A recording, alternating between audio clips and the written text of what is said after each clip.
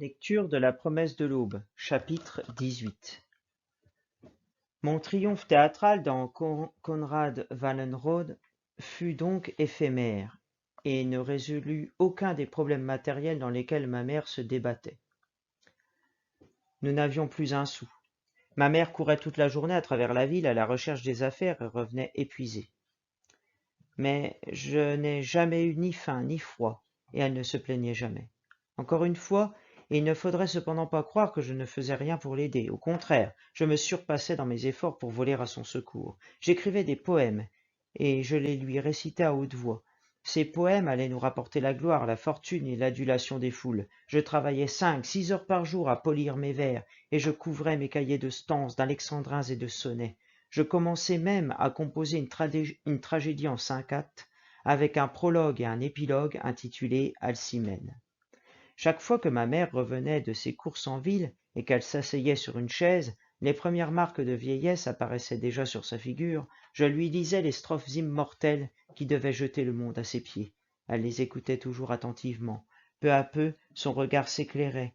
Les traces de fatigue disparaissaient de son visage et elle s'exclamait avec une conviction absolue. Lord Byron, Pushkin, Victor Hugo. Je m'exerçais également à la lutte gréco-romaine, dans l'espoir de remporter un jour ou l'autre le championnat du monde. Et je devins assez rapidement connu à l'école sous le nom de Gentleman Jim.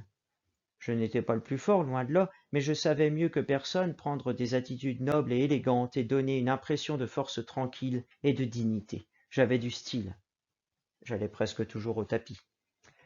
Monsieur Lucien Dieuleveux-Kaolek se penchait sur mes créations poétiques avec beaucoup d'attention, car il va sans dire que je n'écrivais pas en russe ou en polonais, j'écrivais en français.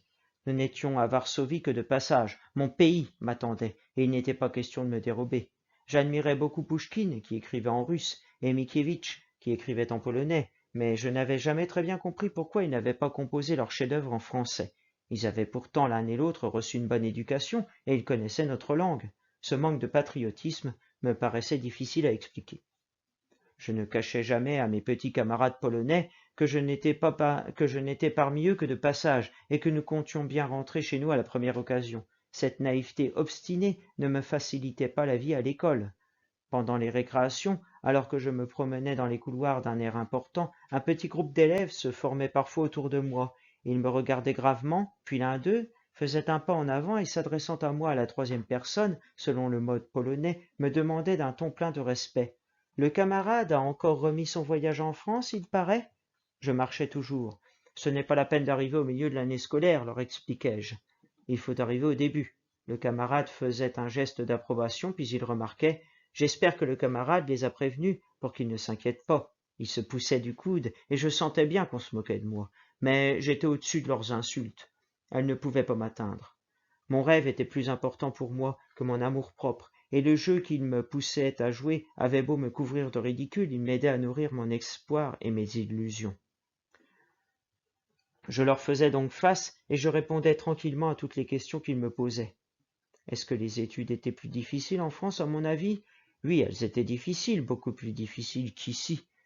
On y faisait beaucoup de sport et je comptais me spécialiser tout particulièrement dans l'escrime et la lutte gréco-romaine. Est-ce que les uniformes y étaient obligatoires dans les lycées? Oui, ils étaient obligatoires. À quoi ressemblaient-ils, ces uniformes? Eh bien, ils étaient bleus avec des boutons d'or et des képis bleus horizon, et le dimanche on mettait un pantalon rouge et une plume blanche au képi. Est-ce qu'on y portait le sabre? Seulement le dimanche et la dernière année. Est-ce qu'on y commençait la journée d'études en chantant la Marseillaise? Oui. On y chantait la Marseillaise tous les matins, naturellement. Est-ce que je voudrais bien leur chanter la Marseillaise? Dieu me pardonne. Je mettais un pied en avant, la main sur le cœur, je brandissais le poing et je chantais mon hymne national d'une voix enflammée.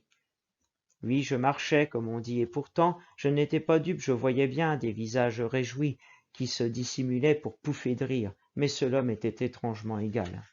Je restais là au milieu des banderilleros, complètement indifférent. Je sentais que j'avais un grand pays derrière moi, et je ne craignais ni les sarcasmes ni les quolibets. Ces jeux auraient pu continuer pendant longtemps si le groupe de mes provocateurs ne m'avait brusquement touché au point le plus sensible. La séance avait pourtant commencé de la manière habituelle lorsque 5 ou 6 élèves plus âgés que moi vinrent m'entourer avec beaucoup de considération.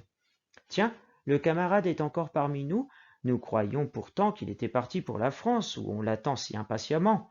J'allais me lancer dans mes explications habituelles lorsque l'aîné du groupe intervint. On n'accepte pas les anciennes cocottes là-bas. Je ne me souviens plus qui était ce garçon, et je ne sais d'où il tenait son étrange information. Ai-je besoin de dire que rien dans le passé de ma mère ne justifiait une telle calomnie? Ma mère n'avait peut-être pas été la grande artiste dramatique qu'elle se prétendait parfois, mais elle avait tout de même joué dans l'un des bons théâtres de Moscou, et tous ceux qui l'avaient connue à cette époque, tous les témoins de sa jeunesse, me parlaient d'un être fier, que sa beauté extraordinaire n'avait jamais ni grisé, ni égaré. Mais ma surprise fut si complète qu'elle prit l'apparence de la lâcheté. Mon cœur disparut soudain dans un trou, mes yeux s'emplirent de larmes, et je tournai pour la première et dernière fois de ma vie le dos à mes ennemis. Je n'ai jamais tourné le dos à rien ni à personne depuis, mais ce jour-là je l'ai fait. Il est inutile de le nier. J'ai été un instant décontenancé. Lorsque ma mère revint à la maison, je me jetai vers elle et lui dis tout. Je m'attendais à ce qu'elle m'ouvrît les bras et me consolât, comme elle savait si bien le faire. Mais ce qui se passa alors fut pour moi une surprise complète. Brusquement, toute trace de tendresse, d'amour, quitta son visage. Elle ne déversa pas sur moi le flot de pitié et d'affection que j'attendais. Elle ne dit rien, et me regarda longuement, presque froidement. Puis elle s'éloigna, alla prendre une cigarette sur la table et l'alluma. Elle alla ensuite à la cuisine, que nous partagions avec les propriétaires de l'appartement, et s'occupa de mon souper. Son visage était indifférent, fermé, et parfois elle me jetait un regard presque hostile. Je ne comprenais pas ce qui m'arrivait. Une immense pitié pour moi-même me saisit. Je me sentais outré, trahi, abandonné. Elle fit mon lit, toujours sans me parler. Elle ne se coucha pas cette nuit-là. En me réveillant le matin, je l'ai trouvée assise, sur le même vieux fauteuil de cuir vert glauque, face à la fenêtre, une cigarette à la main. Le parquet était couvert de mégots. Elle les jetait toujours n'importe où. Elle me lança un regard inexpressif et se tourna à nouveau vers la fenêtre. Je crois savoir aujourd'hui ce qu'elle pensait, du moins je l'imagine.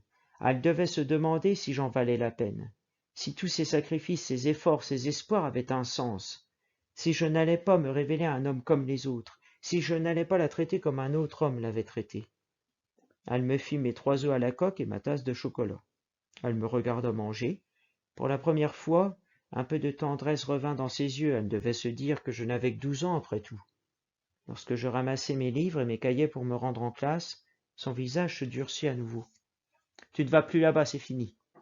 Mais tu vas aller étudier en France. Seulement, assieds-toi. » Je m'assis. « Écoute-moi, Romain. » Je levai les yeux étonné. Ce n'était plus Romanchik, Romutchka. C'était la première fois qu'elle abandonnait le diminutif. Je me sentis extrêmement inquiet. « Écoute-moi bien. La prochaine fois que ça t'arrive, qu'on insulte ta mère devant toi, la prochaine fois, je veux qu'on te ramène à la maison sur des brancards. Tu comprends? » Je restai là bouche bée.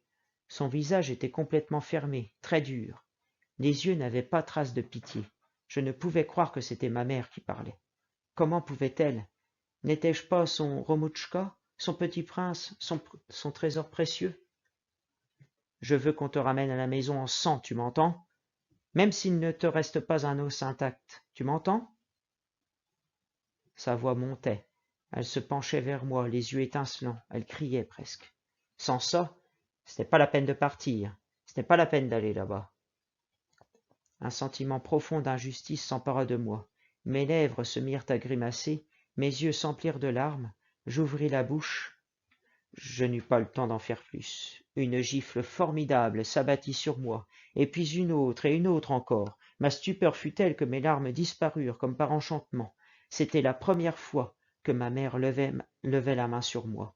Et comme tout ce qu'elle faisait, ce n'était pas fait à demi. Je demeurai immobile et pétrifié sous les coups, je ne gueulais même pas. Rappelle-toi ce que je te dis. À partir de maintenant, tu vas me défendre. Ça m'est égal ce qu'ils te feront avec leurs poings. C'est avec le reste que ça fait mal. Tu vas te faire tuer au besoin.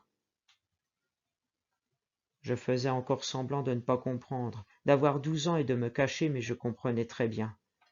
Mes joues brûlaient, je voyais encore des étincelles, mais je comprenais. Ma mère s'en aperçut et parut rassérénée.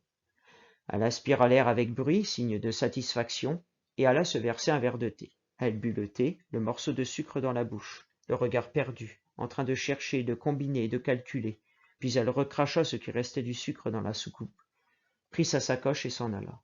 Elle alla tout droit au consulat de France et entreprit énergiquement des démarches pour nous faire admettre comme résidents dans ce pays où, écrivait-elle à la demande qu'elle avait fait rédiger par M. Lucien Dieuleveux-Caoulec, mon fils a l'intention de s'établir, étudier, devenir un homme. Mais là, je suis sûr que l'expression dépassait sa pensée, et qu'elle ne se rendait pas entièrement compte de ce qu'elle exigeait ainsi de moi.